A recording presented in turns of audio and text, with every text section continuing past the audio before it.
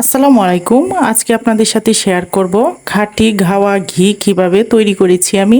ঘি তৈরি করার জন্য আমি এখানে 2 দিনের 2 লিটার পরিমাণে দুধের সর ফ্রিজে জমিয়ে রেখে আজকে আপনাদেরকে ঘিটা তৈরি করা দেখাচ্ছি।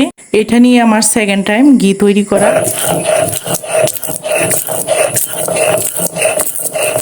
ফার্স্ট টাইম ঘি তৈরি করাটা আপনাদেরকে দেখাইনি, কারণ আমি প্রথমবার তৈরি করেছিলাম। কেমন হবে আমি নিজেই জানতাম না, কিন্তু প্রথমবার তৈরি করার পর এত ভালো হয়েছিল ঘিটা, তাই আজকে অল্প করে ঘি তৈরি করব শুধু আপনাদের সাথে শেয়ার করার জন্য। দুধের সরটা আমি শিলপাটায় খুবই ভালোভাবে বেটে নিয়েছি।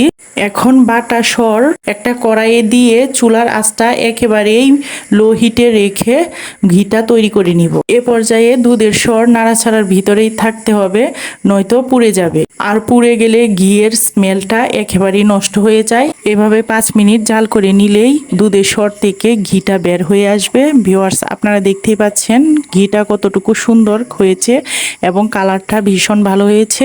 ফার্স্ট টাইম এত ভালো ঘি তৈরি করার পর আমি নিজেই অবাক হয়ে গিয়েছিলাম যে এত ভালো ঘি ঘরে তৈরি করতে পারি, তাহলে কেন ঘি আমরা বাজার থেকে কিনে খাবো। এই যে কোঠাটা দেখতে পাচ্ছেন, এটাতে আমি 1 মাসের সর জমিয়ে ঘিটা তৈরি করেছিলাম।